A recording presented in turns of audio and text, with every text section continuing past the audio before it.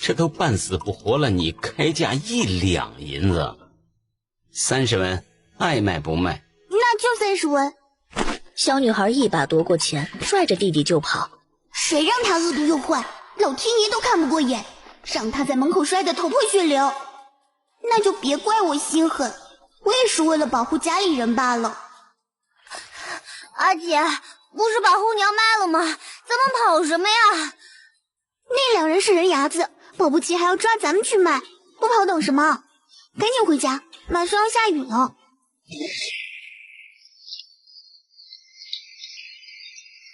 怎么回事？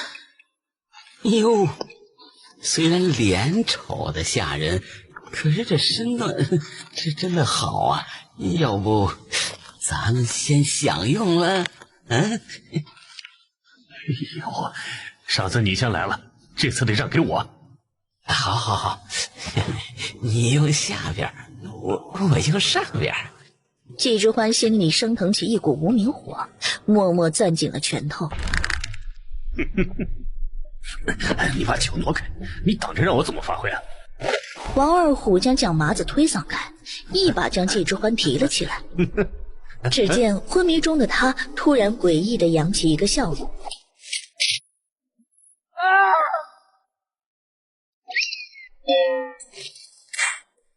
本来公路人休憩的茅草亭内终于恢复了平静。想睡老娘，也得看看你们有没有这个命。季之欢这才脱力坐了下来，灌入脑海的记忆如海潮一般涌来。原身是季国公府家的嫡出小姐，被视为京城第1丑女。这剧情怎么这么眼熟？不正是睡觉前看的小说《庶女夺皇》的配角吗？而季之欢穿成了同名的原身，现在的剧情正是他被未来的反派卖掉的情节。难怪刚才一股根本不属于他的愤怒怨毒的情绪瞬间抽离。原身在这段剧情里被人牙子欺负，然后转卖入低等窑子，过着暗无天日的日子，下场也无人知晓。季之欢越想越觉得窝囊，他一个特工组成员，本来正在家里度过难得的假期，看了一本小说而已，就到了这该死的世界，动手杀了这2个人渣。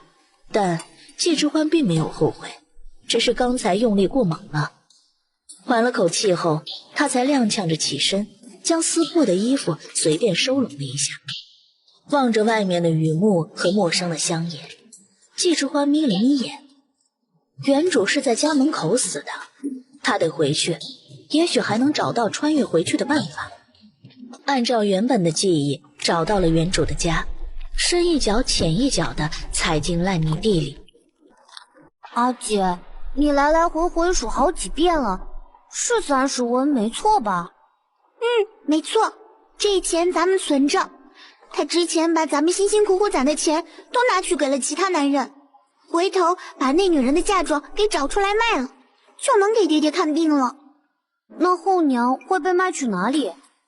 那恶毒的女人爱去哪儿就去哪儿，还长得那么丑，怎么配得上我们爹爹？你该不会在担心他吧？想想看，今天他要没摔倒，被卖的就是咱们。当然不会了，我是怕卖的不够远，他跑回来怎么办？季之欢刚到家门口，听到这番话，直接给气笑了。他怎么忘了，这2个可是书里后期的大反派呢？一个大力金刚女战神，一个百毒不侵、可御蛊毒的毒王，连说的话都透着股邪气。鬼！阿姐，是他变成鬼了！就算是反派，那还没修炼成精呢。哼，老娘还对付不了你们呢！把我的卖身钱还我！你没死，那你还回来吓我们？把钱拿来！才不给呢！你个坏女人，拿了钱又想自己偷偷买吃的，然后给男人，对不对？季之欢过去一把揪住小丫头，趁着2个孩子扑腾着要咬她，直接把那30文钱拿了回来。我的卖身钱凭什么给你？那是给阿爹治病的。你个坏女人，怎么不死外头？季之欢这才抬眼看着破布遮挡着的床。你不准再靠近阿爹！如果季之欢没记错的话，根据原剧情，原身的丈夫裴渊，曾经的大靖战神永冠侯已经中毒许久，手脚俱废，3个月后便是死期。不想你爹死的话就闪开，没工夫跟你们下地府。季之欢掀开了盖在他身上那层发臭发黑的被褥，才看到了他身上狼藉一片的伤口和腐肉。要是有碘酒、酒精、纱布这些就好，好歹能给他清理一下伤口。刚想完，季之欢手里一沉，突然一个药箱出现在了自己的手上。什么鬼？想什么来什么吗？季之欢下意识去看那2个小鬼，发现他们并没有察觉到异样，便立刻打开了药箱去检查里面的东西，正好就是他想要的那几样东西。我要给你们爹包扎伤口，去烧盆水来，我给他擦擦身体，都发臭了。你搞什么鬼？多耽误一会儿，你们的爹危险就多1分，还不快去！我怎么觉得这个后娘怪怪的？她嫁进来之后，什么时候管过爹呀？就看她耍什么花样，我能卖她1次，就能卖她第2次。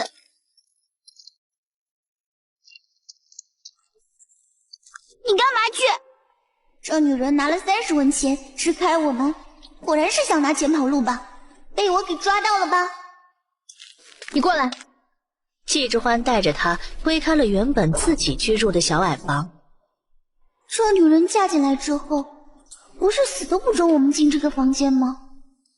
好几次阿青偷偷溜达进来，差点被她打个半死。这次怎么那么放心让我跟着？你力气大，帮忙把这口箱子挪过去。你怎么突然动你的嫁妆了？里面是干净的被褥，把你爹洗刷干净了，让他睡里头。该不会他在门口摔了一跤，直接摔傻了？他不是恨不得爹死吗？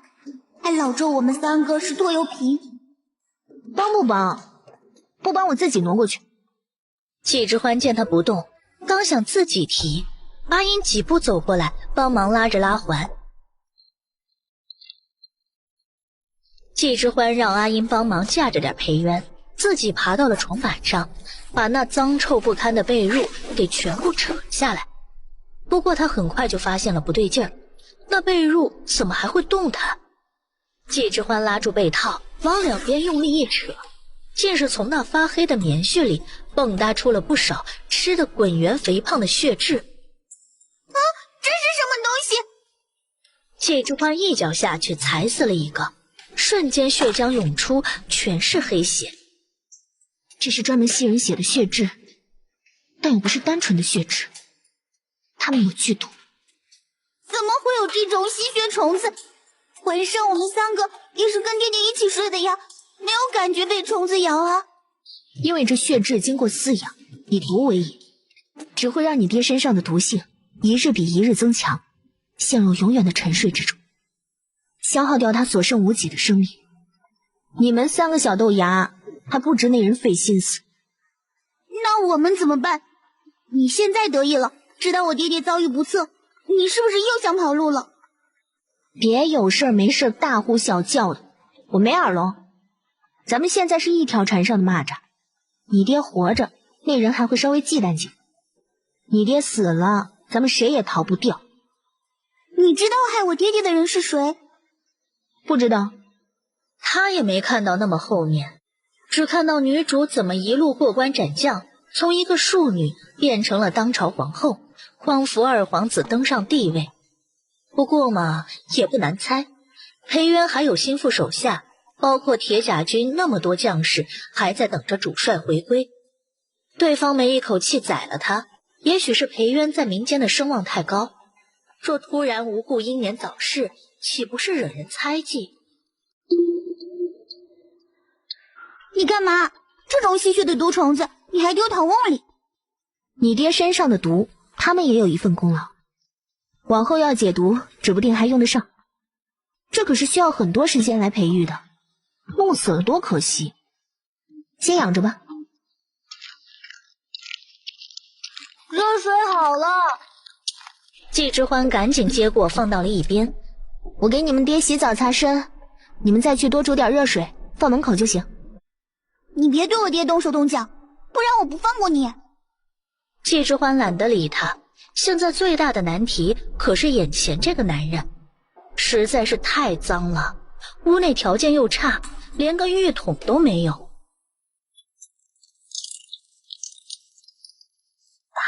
大半的江山都是他打下来，直到小说女主当上皇后，边关百姓也不清楚皇帝叫什么，但他们一定知道战神裴渊。只可惜啊，正是因为如此，才会英年早逝，给书里的主角让位。季之欢一边想着关于裴渊的剧情，开始打开药箱给他上药，等把腐肉剔除，上了碘伏，给伤口消毒治疗，用胶带绑好纱布后才收工。阿姐，后娘是不是真的变好了？我不知道，等哥哥回来再说吧。谁知道他又在打什么坏主意？去哪儿弄吃的呢？他扭头看着那两个嘀嘀咕咕的小鬼，转身去厨房拿了一把镰刀出来，朝着河边走去。你干嘛去？是不是想拿钱跑？肚子饿，抓鱼吃。家里没米粮了，你要是饿，喝点热水吧。抓什么鱼？你抓得到吗？保不齐就是想拿钱出去给别人。季之欢懒得理他，只管自己走了。俩孩子对视了一眼，默默跟在了他屁股后头。怎么，怕我跑了？阿英还真的就这么想的，但是他被揭穿了，有些尴尬的别开了视线。要跟就跟着吧，注意烂泥地路滑，把门带上。季之欢到了河边，直接拿着镰刀到岸边砍树枝，选了一个自己还算满意的，便开始将树枝削尖。你不会是想做鱼干吧？那太慢，什么时候能吃上饭？季之欢说完，将镰刀交给阿英，拿着。阿英才不想给他打下手，谁知道他又怀着什么坏心思。季之欢见他不拿也不在意，放在了一边，将裤腿卷到了膝盖上，弯着腰盯着河里。没等多久，季之欢猛一出手，就从水里插出了一条鱼，抓出去丢到了岸上。编个草绳系上，等会儿提回家去。姐，他会抓鱼，咱们今天有鱼吃了。哼，这个女人既然会插鱼，当初为什么从来不管我跟阿七，还说饿了就去啃树皮，抢走了钱不说，现在充什么好人？找死啊你！娘的，你眼睛瞎了，没看到小爷在这儿横冲直撞的找死吗？有什么了不起的？我娘也在，你敢欺负我，小心她打死你！哼，就你们家那丑后娘，我告诉你，我今天连她一块打了。他说着，提着阿英就朝着季之欢的方向走去。阿英眼里闪过金光，等李大壮好好教训了那个女人一顿之后，他就能把钱拿回来给阿爹治病，这样就能撑到大哥回来了。丑八怪，谁准你插鱼了？赶紧给小爷滚出来受死！季之欢眯起眼，打量着这群人从哪儿来的。李大壮两条腿一岔开，推了一把阿英道：你女儿撞到我了，你过来给小爷磕3个响头，小爷就放过你。你做什么欺负我姐姐？你个坏蛋！李大壮见到这小子居然敢跟自己顶嘴，伸出胖手就要给阿青来一拳头。季之欢抬起手，直接将鱼叉掷了过去，不偏不倚，正巧插在了那李大壮的脚边。不是找我吗？过来，单挑还是一起上？季之欢直接伸出手抵住了他的胖头，一下给这胖墩儿撂倒在了地上。丑八怪，你敢动我，我舅舅打死你！废话少说，还打不打？不打滚蛋！别妨碍我抓鱼！以大欺小。捡起石头就朝着季之欢砸。臭八怪，我砸死你！看你还敢凶我！你来打我呀，你个臭八怪！好啊，这样的要求我是不会拒绝的。季之欢直接一脚踹在了他的屁股上，将他踹了个大马趴，随后也不管李大壮杀猪一般的叫嚷，解了他的裤腰带，绑着他的猪蹄子，直接倒吊在了树上。臭八怪，你快放了我！我要告诉我舅舅。有命回去的话，你编成戏文天天唱都行。臭八怪杀人了！臭八怪杀人了！你赶紧把他放了吧，他舅舅可是这里的一霸，到时候咱们都得遭殃。这不是你想要的吗？你说什么？季之欢没回答他，只是用那种似笑非笑的眼神盯着他。你个臭八怪，快把我放下来！等我娘来了，我要你好看！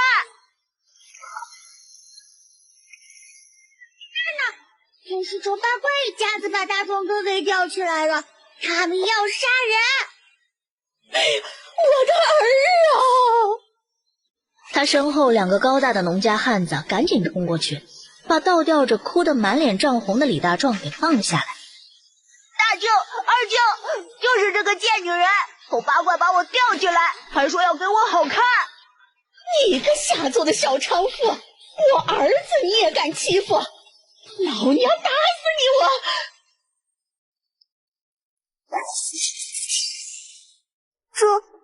这还是那个风吹就病的后娘吗？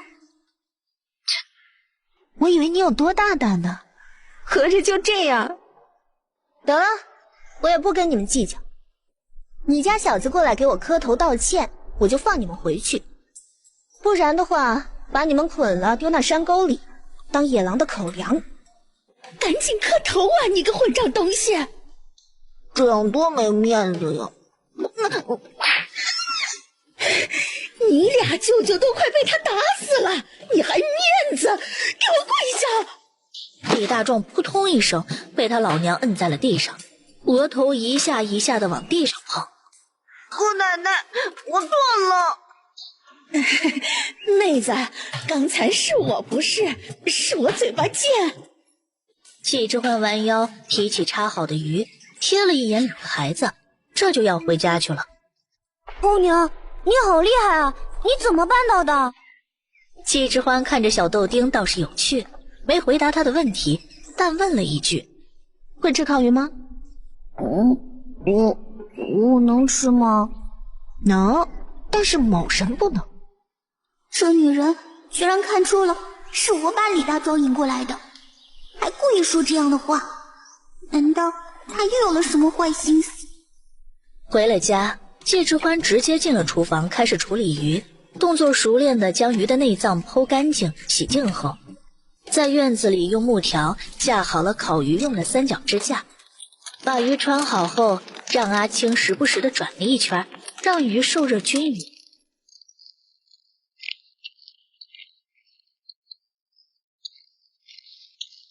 阿姐，鱼快好了，咱们马上就有鱼吃了。谁说他能吃了？阿青，刚才李大壮他们做错了事情，我是怎么放过他们的？他道歉了。有些胳膊肘长外拐还不道歉呢，不能吃饭。你继续烤你的。阿英知道这话是说给他听的，跺了跺脚跑回里屋去了。季之欢做好鱼汤后进屋，看也没看他一眼，将裴渊下颚捏住，将鱼汤喂了进去。阿英的眼睛一直盯着季之欢，生怕他对裴渊不利。好在季之欢出去把烤鱼吃了，便对阿青说自己要去后山溜达。等他一走，阿青这才把藏好的烤鱼拿过来给阿英。姐姐快吃，后娘不会发现的。他人呢？好像往后山去了。硬是找到机会要跑，我这就去看看。阿英把剩下的鱼囫囵塞嘴巴里，让阿青看着裴渊就往后山跑。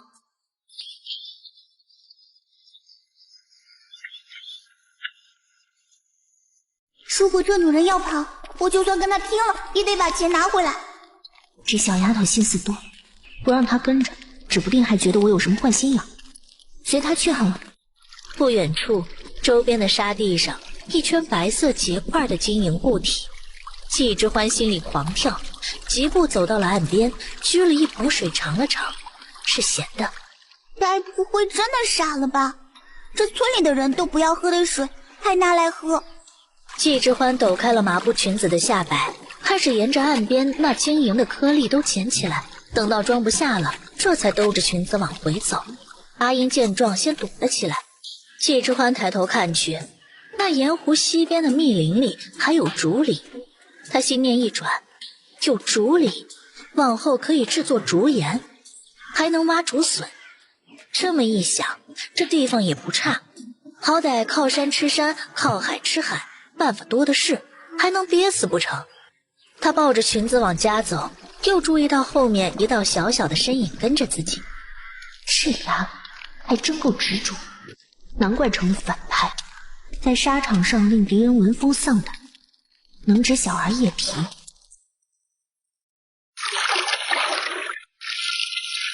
端去洗漱吧，记得给你爹也擦擦。后娘，那你干嘛去？赚钱。你去吧。哦，你们家大哥呢？好像今天就没看见他。大哥说去找吃的，也许过2天就回来了。阿青进了里屋，阿英将他拉了过来，防备道：那女人跟你说了什么？阿青把季之欢的话说了，阿英翻了个白眼儿。他赚什么钱？又吹牛呢。你做得很好，没把大哥的行踪告诉他。快去先洗脸，我盯着他。季之欢把头发简单的扎成了一个辫子，垂在脑后，卷起袖子开始干活。岩石经过浸泡，已经变成了卤水。家里工具不齐全，季之欢就直接开始熬煮卤水。家里穷，晚上就失去了一切照明的工具，厨房里唯有灶堂里的火光。阿英听着阿青的小呼噜声，自己也有点犯困了。这女人到底搞什么名堂？该不会是想一把火烧了我们吧？阿英忍不住胡思乱想，强撑着眼皮不睡觉。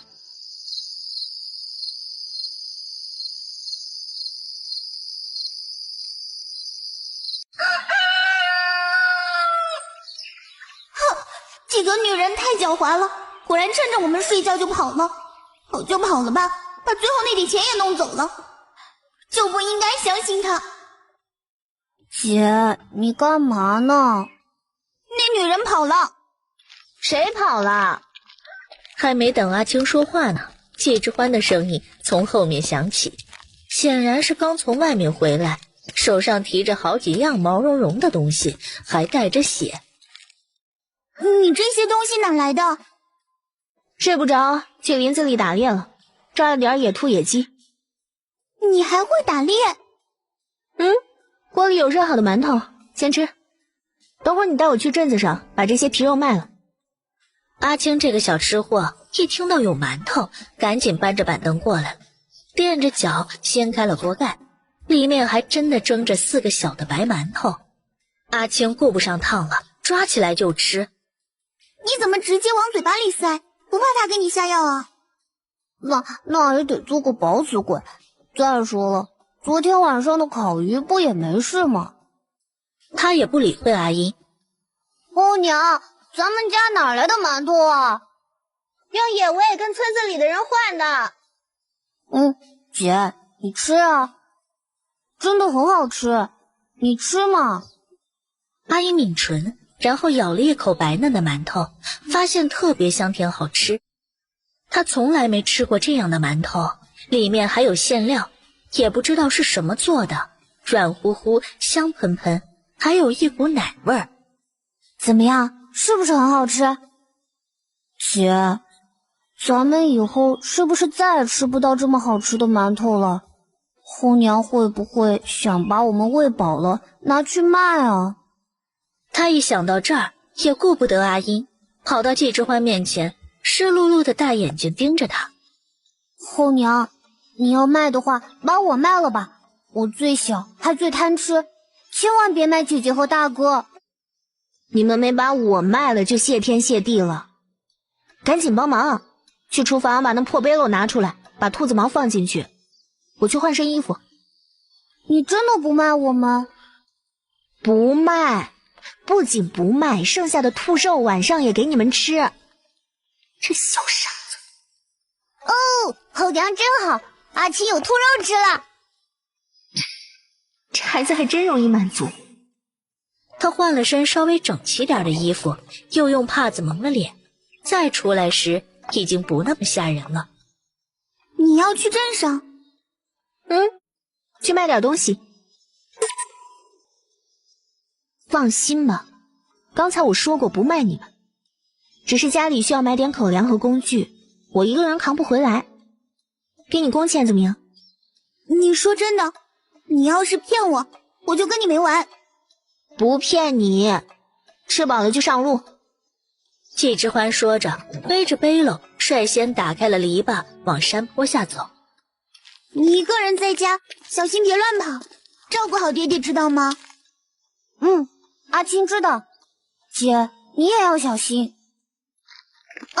放心吧。哎呦，这手艺不错啊，包的还挺完整。兔子就给你每只60文，只是这兔毛要价可不高啊，顶多40文。是你们家汉子包的皮吗？能不能再贵点？往后有好的皮子我都往这儿送。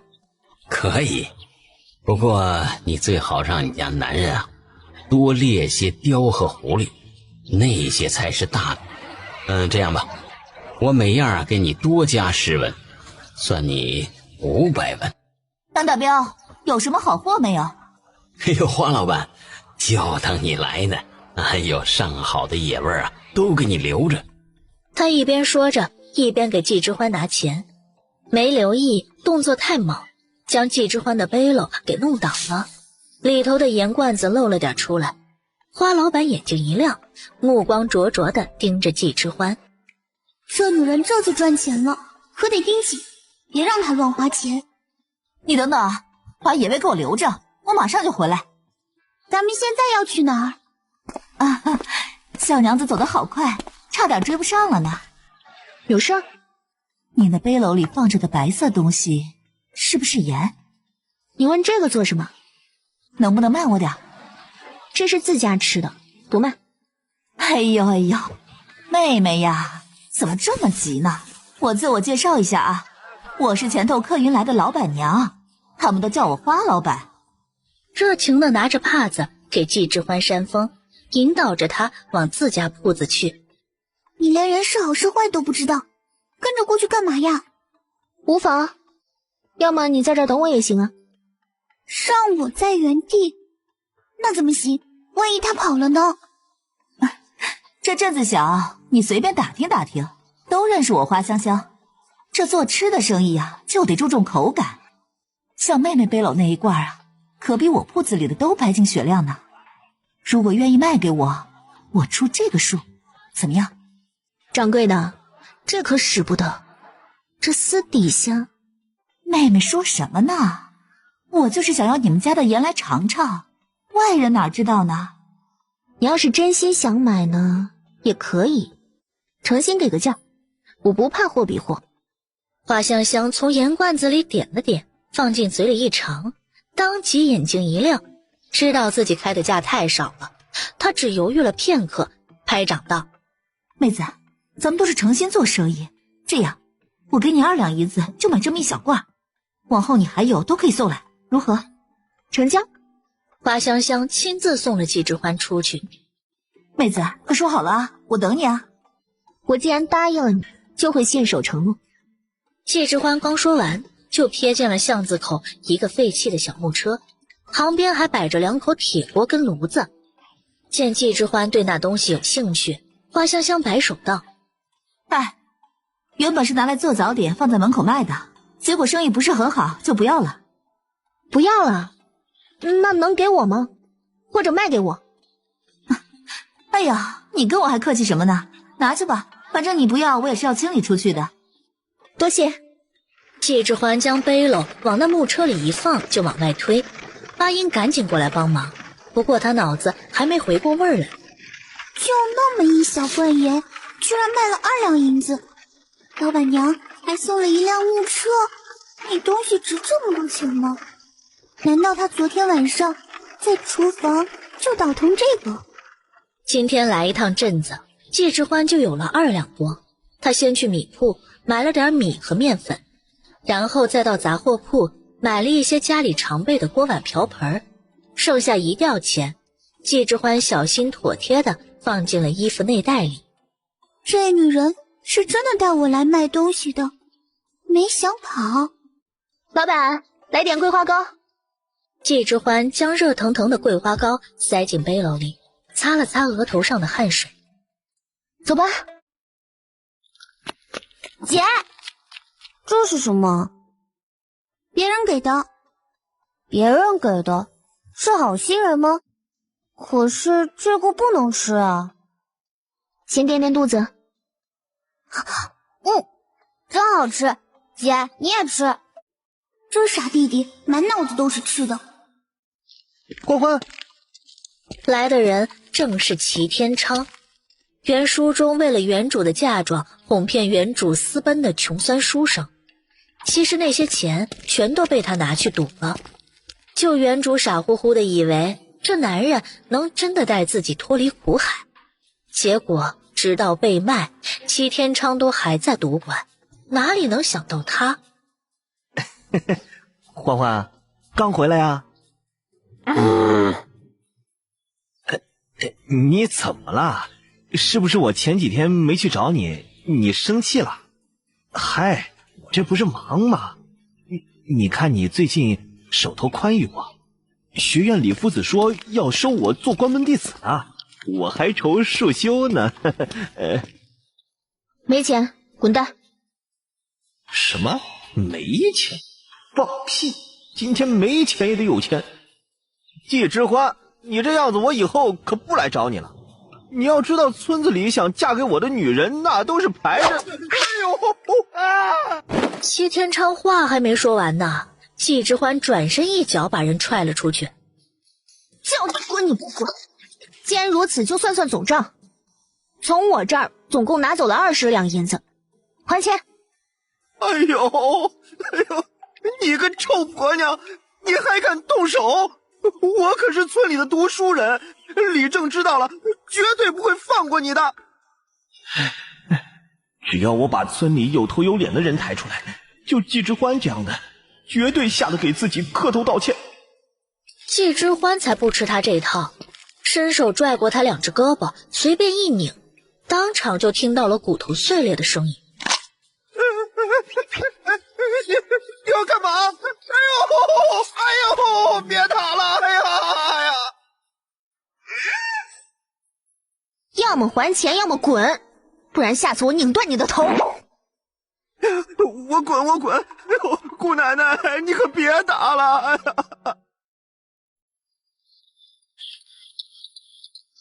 来帮忙。如果我能像后娘一样厉害，是不是以后村子里就没人敢欺负我们了呀？我也要帮忙。小豆丁屁颠儿屁颠儿跟了进来，季之欢没拒绝，3人合力将车里的东西都搬进了厨房。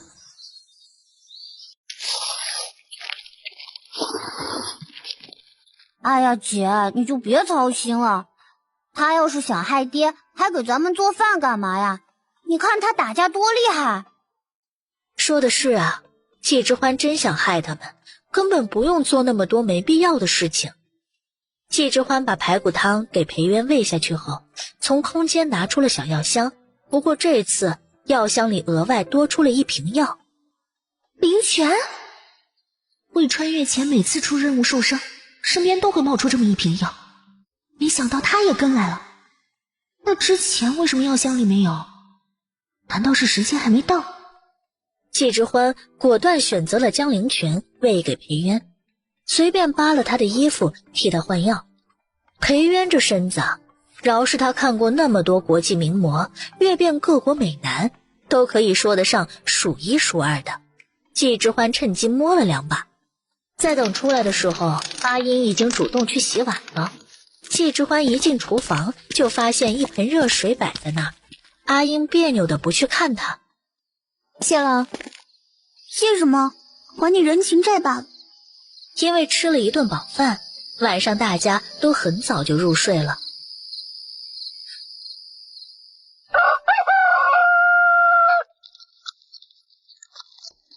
后娘，你干嘛去？去采些山货，等我回来做饭。后娘，我能跟你一起去吗？跟吧。好耶！爹爹的气色什么时候变好了？明明之前还苍白的要命，眼瞧着都要没命了，现在看起来就像是正常的时候睡着了一般。难道那女人真的会治病啊？后娘，你为什么会抓鱼啊？那些鱼都听你的话吗？他们看不到你吗？后娘，你采的这个叫什么呀？季之欢采了点蘑菇，还有野菜什么的。阿青也跟着学，抓起草就往里面丢。后娘的背篓都快满了，她的小篮子也要满起来才好。季之欢面无表情地把他篮子里的毒草和毒蘑菇丢掉。那是不能吃的，吃了肚子疼。哦，阿青明白了。越往山上去，阿青就有点吃力了。他虽然跟阿英是龙凤胎，可是姐姐力气大，体力好，他就不怎么行了。休息会儿吧。季之欢找了棵树坐下，就看到了地上的毛栗子。你饿吗？要不要吃板栗？饿。季之欢放下背篓，找了根树枝，开始打树上的板栗。这个时候正是板栗长得饱满的时候，一口气能打下不少。阿青别提多高兴了，他不知道这个草团子有什么用，砸下来还有点疼，但是他知道这东西是能吃的。后娘做东西好吃呀，他又有好东西吃了。季之欢用小锄头在地上刨了个坑，然后让阿青去捡大点的石头，堆了个小灶台，直接用一旁的干柴生火。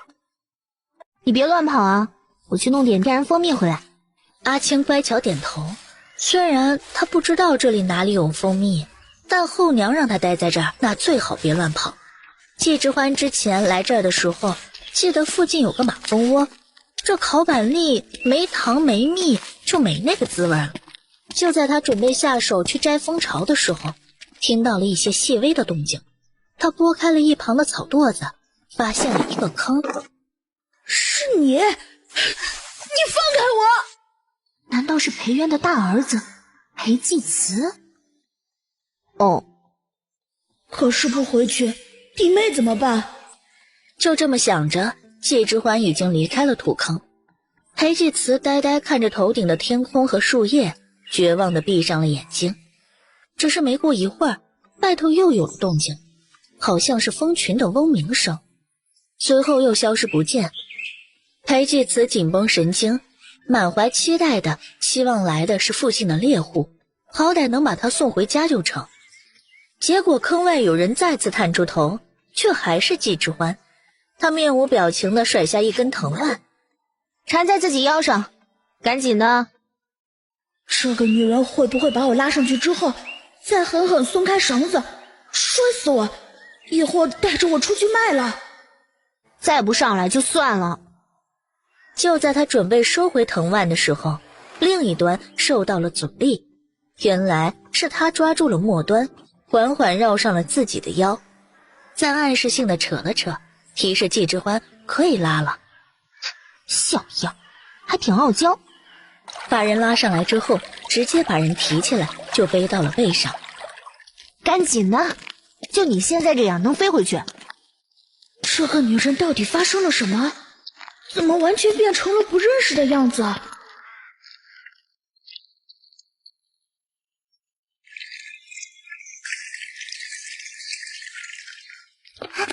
你回来了，大哥，你怎么跟后娘在一起？这话应该我来问你才是吧？你怎么会跟这个恶毒的女人上山？这欢呼雀跃的样子是怎么回事？回家的时候抄近路受伤了。季之欢把它放在了一旁的树下，赶紧掏出蜂窝，勾了点蜂蜜涂在了板栗上。这女人来山上就是为了烤栗子，所以她刚才是先去捅了蜂窝再来救我。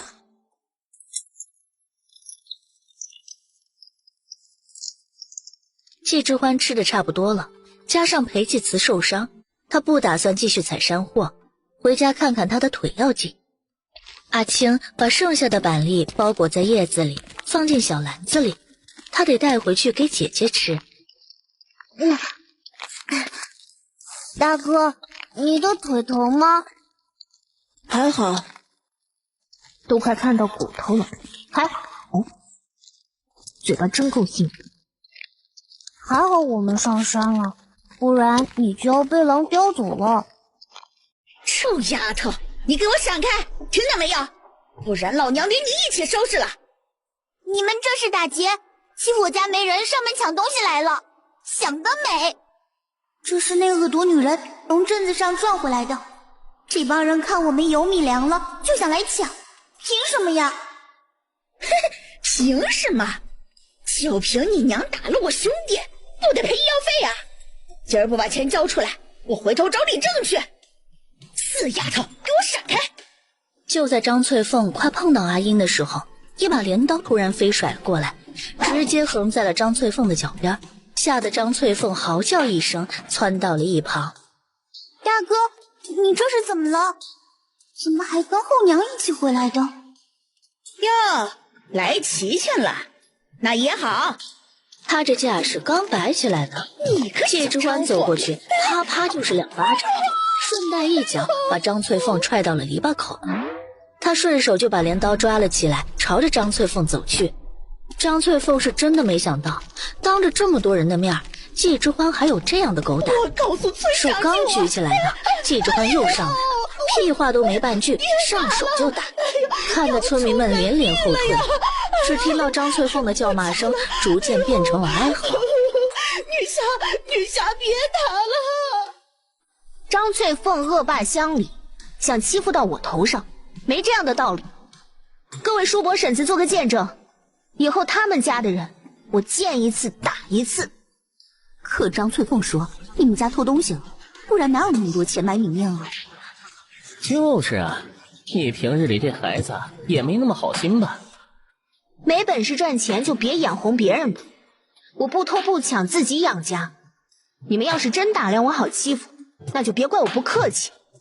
以前我对孩子不好，可以后不会了。打得好，说得好，张家人欺负咱们也不是1天2天了，反倒是阿慈阿英这几个孩子，再穷再苦也没偷过东西。我看呐，是张翠凤自个儿贪心，还把咱们都叫来。是啊是啊，我早上就看到阿英跟她后娘去镇子上了。张翠凤是万万没想到啊，自己居然有一日还会沦落到被这群人欺负。可惜她一个人哪里吵得过那么多人。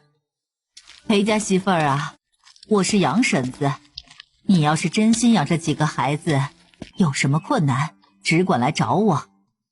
季之欢独独对着杨婶子颔首，表示感谢。至于那张翠凤，早就趁着村民走时，臊着脸瘸着一条腿，回家找齐天昌算账去了。这女人什么时候这么厉害了？后娘你真厉害！去把采来的东西放好，等会儿我来处理。你抱着我大哥要干嘛？你看不到他腿受伤了？季之欢不知道从哪儿拿出了个四四方方的小箱子，打开来有一堆他根本没见过的新奇玩意儿。你干嘛？疗伤。我用不着你疗伤。不疗伤也可以，你就会变成个瘸子，走路长短脚不说，万一破伤风发个高烧，也许就死了。草席一张，免得浪费家里米粮。这女人居然助我死，真的太恶毒了。真的有那么严重？当然。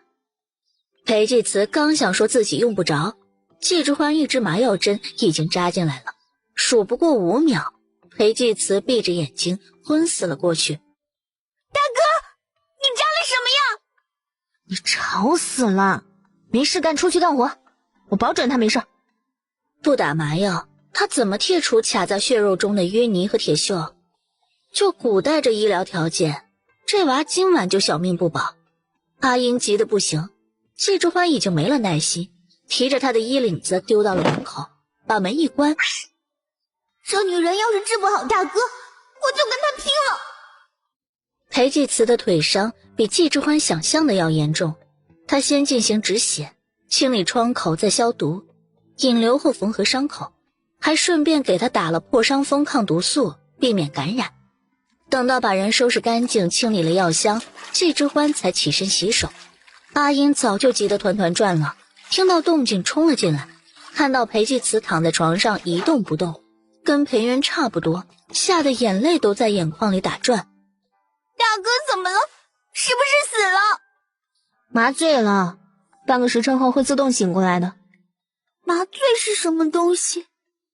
小小年纪的阿英还不能理解这个词汇，她伸出手探鼻息，发现裴继慈还有呼吸，这才松了口气，握着他的手在旁边守着他。姐，为什么大哥还不醒啊？他会不会跟爹一样？不会，大哥又不是被人下毒。那女人说这是什么麻醉的缘故，咱们再等等。外头季之欢也没闲着，进入厨房洗干净菜和大米，拿出4口砂锅，在锅底薄薄抹了一层油，再把洗干净的大米放在砂锅里，倒入适量的水，开始浸泡1小时。背篓里的山货要处理，将东西分门别类弄好后存入空间，保存新鲜度。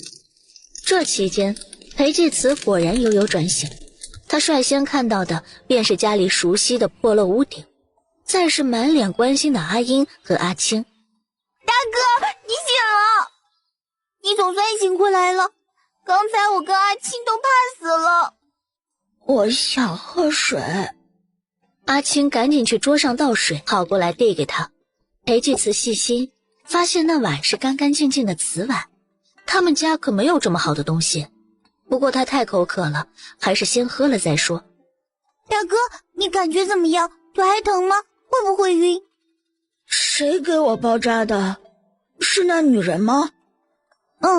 她不知道怎么了，不只给你包扎了伤口，爹也是她亲自擦身、洗澡照料，还拿自己的嫁妆被子出来给爹盖呢。你看这被褥多软多干净啊！裴继慈刚想去看看伤口，别让那女人动了手脚，季之欢的声音已经从外面传进来了。伤口刚缝好，别动。你不是说出去找大夫给爹看病吗？怎么把自己弄成这样？我没找到大夫，钱也花完了，抄近路，结果天黑看不清楚，便掉进了坑洞里。这伤是不受气夹的。对了，我不在的这几天，你们发生了什么事儿？他变得好奇怪，你看爹爹的脸色是不是好起来了？而且居然也不理齐天昌了。往日里看到他就恨不得讨钱给那男人呢。裴继慈眉头紧锁，确实奇怪，其实他根本没告诉阿英齐天昌这人是他引来的，也是他告诉齐天昌后娘有嫁妆，他只是把实话告诉了他。至于这两人后续怎么发展，那都是个人的选择，与他无关。可是这女人居然对齐天昌大打出手，还给爹处理伤口，而且爹的被褥里居然有血痣。哥，咱们能相信他吗？事出反常必有妖，再看看吧。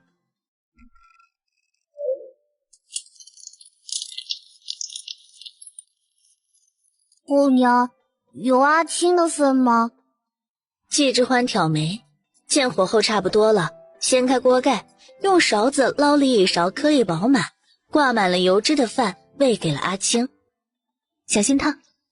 他哪里还顾得上烫不烫，一口咬了下去，简直是说不出的滋味。那饭也不是平常那样冷的，也不是府上以前吃的那种软乎乎的，他夸不出来，着急地迈着小短腿。阿娘，给哥哥姐姐也吃一点吧。这小子该不会以为这几个砂锅里都是自己一个人吃吧？季之欢拿了托盘，将砂锅用纱布垫着取出，去了正屋。那两大的一听到动静就闭嘴不说话了，季之欢也不介意，坐下来就开吃。阿青自个儿爬上了凳子，招呼道：姐姐，快来吃啊！后娘做的米饭好香。这是什么？从来没见过的东西。阿英都来不及吃，就端过去喂裴继慈。裴继慈一开始是抗拒的，可是不忍心驳了阿英的面子，才矜持地咬了一口。哇！裴继慈吃了2口后道：你吃吧，不用省，以后饿不着你们。3个孩子齐刷刷看着他。以后有我一口饭，我吃什么你们吃什么，不用省。长身体的年纪，这不是你们该操心。除了把脸都快埋进碗里的阿青之外，阿英跟阿慈2个人的内心都快掀起了波涛万丈了。他刚才的意思是，以后会好好照顾我们吗？当天夜里，3个孩子又能睡在一起了。这次没有肚子饿的睡不着，喝的水也是干干净净的，被子松软，有太阳晒过的味道。更重要的是，不必担心明天一早起来没饭吃。在他们陷入沉睡的时候，在另一侧的裴渊手指突然动了动。后娘，咱们今天吃什么呀？小米粥。哦，你大哥醒了吗？醒了的。那你去打盆水给你大哥和爹洗漱。季之欢说完，乖宝宝阿青果然照办，扑腾着小短腿忙去了。厨房里就只剩下了2个人。有事儿？那个，我能跟着你制盐吗？可以。阿英有些意外，这一罐子能卖2两银子的生意，他就不怕自己学走了不管他了吗？季之欢本来也是要去盐湖捡岩石回来制盐的，光他一个人做不了太多，教会了阿英以后也方便。吃完饭以后，阿英就在门口等着，季之欢背了背篓出来，2个人一起上山捡岩石。另一边，齐天昌正在家里躲懒呢，他被季之欢打了一顿，寻思着张翠凤过去应该能要到银子。臭婆娘，居然敢对付我！看我不找个厉害的好好揍他一顿。哼，到时候他把钱给我，我再勉为其难的原谅他才好。美梦做得这么好，门突然被踹开了。张翠凤指使2个哥哥道：就是这个王八羔子跟我说季之欢有钱让我去讨的，结果害得老娘的肚子疼了1晚上。谢天昌，你今天不把医药费给我交出来，我让你没好果子吃。齐天昌这种手无缚鸡之力的混子能知道什么？叫破喉咙也拦不住张豹2兄弟的拳头。乖乖从鞋底下掏出了2两银子，这可都是从季之欢那儿骗来的老婆本啊。张家人是满意的走了，临走前还把齐天昌家给砸了。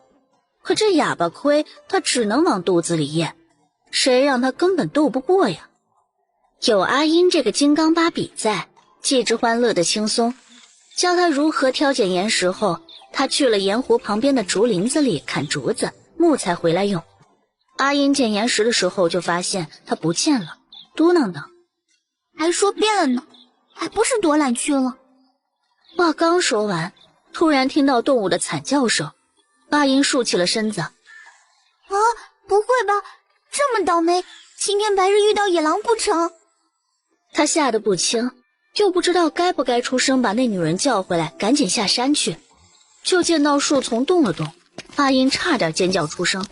就见季之欢扛着一头羊钻了出来。啊，该不会是打了一头羊回来吧？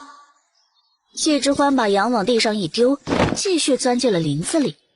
接下去时不时就丢出野兔子、野鸡、大雁。阿英从一开始的震惊到后面已经麻木了，不过心里还是高兴的，看来今天又有肉吃了。经过2天的相处，阿英已经能确定他不会吃独食了，而且他的本事那么好，能打中那么多野味，若是自己能学一点就好了，这样以后自己也能赚钱。等把他的岩石背篓装满，季之欢也干完了活儿，他直接接过了阿英的背篓，然后用竹子现场做了个简易的扁担，将野味和那头羊用草绳捆扎起来绑在扁担上，这样扛着走不会太累。临走前，阿英还有点依依不舍的。这些岩石采完了怎么办？会不会被其他人发现啊？他们这么久都没发现，往后也不一定。咱们为什么不把那些岩石全部捡走呢？这样一口气能发大财。就我们2个，发不了大财。除非变成盐田厂。据书里的设定，盐是国家的，不允许私人开采，除非拿到当地官府的许可证。所以这个顶多算个营生，想每日都尽享，还得想别的办法。阿英有些失落，还以为靠着这个家里不用饿肚子了。接近家门口的时候，阿青已经滴溜溜地跑过来了。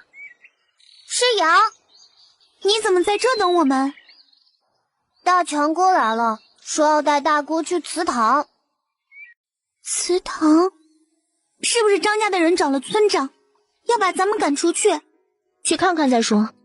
进了院子，屋里有说话声。季之欢让阿英跟阿青先把东西都放厨房去，叫阿英把岩石先去泡水，这才洗了把手，掸了掸身上的衣服，跨步进去。裴家嫂子，这青云书院的人来招学生了，是村里的大事啊。村长说每个人都得把孩子带过去，你这不让阿慈去也没用啊。他这么说话，季之欢完全没生气，因为原书中好像有一段剧情是这样，原主因为泄愤就把裴济慈所有的书都烧了，还骂他家里穷，不想着出去要钱，还在家死读书，拖累全家人。阿英跟阿青也下意识看着季之欢，季之欢二话没说，从衣柜里拿出了裴济慈的衣裳。走吧。阿英赶紧过来帮忙，等把裴济慈收拾好，郑大强亲自背着他走的，就怕季之欢起幺蛾子。姚宗啊，那上面写的啥呀？是啊，你给书念念，让咱们二狗啊也做做题。就是算术题。这孩子呀，打小就聪明，夫子都夸他呢。季之欢他们过来的时候，村子的人正围着陈耀宗，看着陈耀宗做题呢。李大壮余光里看到裴济慈他们，刚想嘲讽2句，发现季之欢也在，吓得往人堆里一扎。看不见我，看不见我。陈耀宗被这帮人挤得心烦意乱，陈开春一直注意他的动静，赶紧站起来道：哎呀，都让开些，挡着后面的人看题了。会做的都来提支笔，找个地方坐就是了。会的不会的都上去了，为了防止大家看答案，各自找个地方写，众目睽睽之下也不好作弊。陈耀宗看着题目，渐渐有些出汗，他已经盯着这算术题很久了，可是有点没头绪。陈耀宗甚至有点出神，下意识将视线看向了周围的人，有些孩子在挠头，有些孩子在画王八。是了，他是想不出，这些人能想出什么？直到他的目光瞥向了裴济慈。这小子怎么也来了？打从第一次见到他，陈耀宗就很不喜欢，因为裴济慈生得太好看了。在他来之前，村子里的人只会夸他好看白净，不像庄稼人。可是裴济慈的出现，让村子里人夸他的时候，都会顺带上这小子。他有什么好的？一个活死人的爹，还有一个不守妇道的后娘，也敢跟我比？陈耀宗不屑地继续去想题目。季之欢瞥了一眼的题目：100馒头100僧，大僧3个更无争，小僧3人分1个，大小和尚各几丁。说白了就是鸡兔同笼的问题，100个和尚分100只馒头，正好分完。如果大和尚1人分3只，小和尚3人分1只，试问大小和尚各有几人？阿英掰着手指头算，阿青也有样学样，数着数着，阿青挠了挠头。我忘记刚才数到哪里了。这大和尚到底几个人啊？25，小和尚75。与此同时，裴济慈也答题完毕，不过他在角落里，也没人注意到他。把东西放在原处后，他就跛着脚要回来了。季之欢见状走了过去。答好了？那走吧。季之欢看了眼他写的，虽然古代的算法太复杂，但答案正确。果然反派的智商是在线的。果然他肯定答不出，所以先走了吧。都把答案送上来。陈耀宗先写好的，干脆拿着自己的纸去把其他人的一块收上来，一边收一边心里嗤笑着这帮蠢货，直到他站在了一张写得工整有序的纸面前。是谁站在这个位置？是二狗？是杏花的弟弟还是王贵？不，好像是裴济慈。耀宗，怎么了？赶紧把东西拿上来啊！陈耀宗睫毛垂下，将那张纸放在了最下面，跟自己的摆在一起。等所有的纸叠在一起后，村长都看笑了。这一张小乌龟画得不错啊，这个字像狗爬，都比不上耀宗，都不行啊。去掉了一些乱七八糟的，就剩下了2张纸，一张错了一半，一张比那书院里给的答案还工整呢。李正看不懂，但他知道答案。这是谁的？裴济慈真的走了，他就不想听听答案吗？李正已经举起了白纸，正是裴济慈那一张。陈耀宗心也跟着提了起来，好在村民问了：这张是对的吗？当然。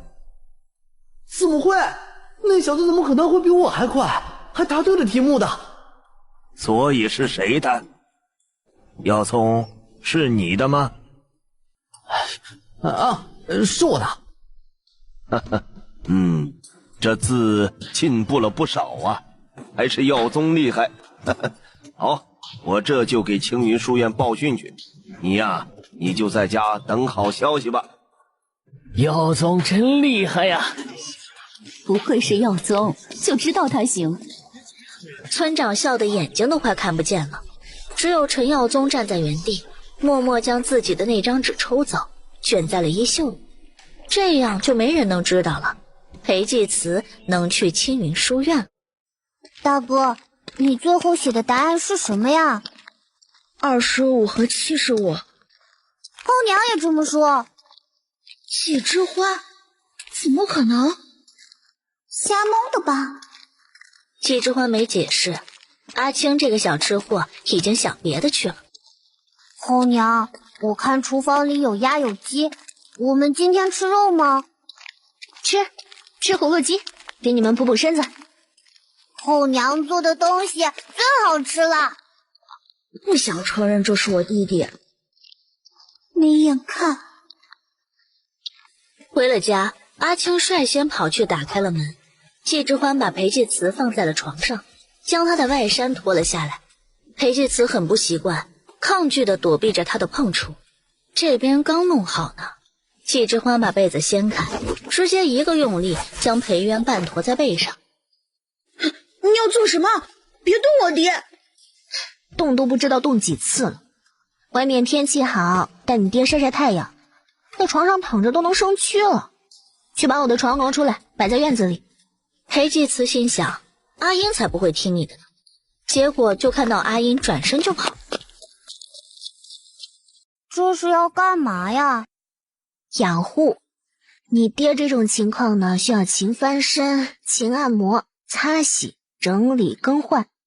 不能总是待在阴冷潮湿的环境里，他也会不舒服的。爹不是昏迷了吗？他能知道舒服不舒服吗？当然了，他是因为大脑皮层功能被毒素严重损害，陷入不可逆转的深度昏迷，丧失意识。但是你们经常跟他说话，他还是有意识、知觉和思维的。只要不是脑子坏了，都有苏醒的那一天。真的吗？那你快教教我。好。季之欢跟他们2个小的说了按摩的手法，每天擦身的技巧，还有裴元躺了那么久，身上的褥疮都要及时清理。裴介慈一直很紧张，竖起耳朵听着他们在外头干嘛。听到这个，心里惊疑不定。这女人绝对不可能是季之欢，她到底是谁？阿青学得很快，马上就有模有样了，抬起小脸软乎乎的求表扬。后娘，这样做对吗？对，做得很好。季之欢卷起袖子，准备进厨房料理明天去镇上卖的东西。阿英赶紧跟了进去。岩石都化成水了，我是不是做错了？就是要这样的。季之欢没藏私，制盐的整个步骤都手把手教阿英。阿英觉得很新奇，他怎么会懂这些？这些就是盐了。半成品还得沉淀，加入豆浆和盐水，这样才能区别于市面上的粗盐，让人花高价买的核心。阿英似懂非懂，不过还是趁着锅里继续沉淀盐的时候，挖了一小块跑到了屋里，让裴介慈尝了一口。这不是盐巴吗？是我自己做的，后娘教我的了。有了这个，咱们就不怕了。她教你？她不藏私？而且昨天晚上你睡着了，她还进来给我们盖被子了呢。刚才教我们怎么照顾爹。大哥，我们是不是可以相信她？裴继慈沉默，他现在也不知道了该不该相信。可是他对他们好，又能图什么呢？